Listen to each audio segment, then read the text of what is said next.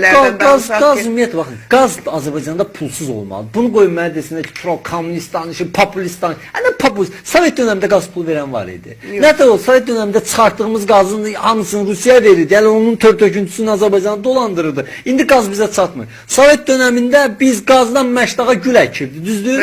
Nəm zirə pomidor əkirdi. Hər yerdə parniklər, Şəmkirə qədər parniklər hamısı da qazla işləyirdi. Hamımıza çatırdı qaz. İndi qaz heç kimə çatmır. Avropaya da satır filan, bizə çatmır. Elə şey olar. Mən gül alıram. Deyirəm bu gül nətərdir? Deyir qardaş, qərənfili Türkiyədən alırıq. Qərənfili Türkiyədən alırıq. Dünyaya qərənfili biz göndərdik. İndi qərənfili Türkiyədən alırıq biz. Niyə qardaş? Məşdağa Bakı kəndlər qərənfil istehsalı üzrə bütün Rusiyanı, bütün SSR məkanını qərənfillə təmin eləmirdik biz. Bu gülçülükdür da, bu ixtisaslaşıb da bu insanlar. Niyə ona qazı sən güzəşlə vermirsən? Niyə yeri gəlsə pulsuz? Geçin dollar gətirsin də qardaş. Sən qazın kubunu məsəl üçün deyək də, satırsan 1000 kub metrini 220 dollara. Heç olmasa bir 3 il, 5 il imkan verməyə lazımdır. Baxın, bəlkə də o sən qazın kubunu vətəndaşıva 220 dollara yox. Məsələn, xarici satdığı ver vətəndaşıva 100 dollardan onu 3 qat dollar kimi vətənə gətirəcək. Aparacaq gül eləyəcək, gülü aparacaq satacaq. Hollandiya, baxın,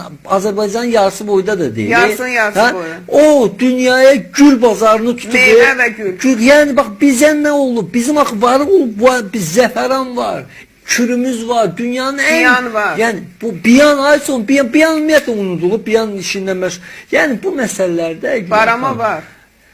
Yəni bu birbaşa Azərbaycanın qızıl qazanacağı yerlərdir. Ürəyi yanan məmur yoxdur. Ürəyi yanan idarəçi yoxdur ki, desin ki, qardaş olmaz axı, gəl nələrə verək. Zaten xalq varlı olandan sonra o xalqı idarə edən xalqdan da varlı olacaq. Mən belə gəlir ki, qorxaq adamlar gəlib, yəni bu işlərə təşəbbüs yoxdur. Heç kim bilirsiniz, əlində sənət gedib deyə bilmir ki, cənab prezident, burada vəziyyət pisdir, bunu elə, cənab prezident deyir ki, sən ağıllı çıxmısan.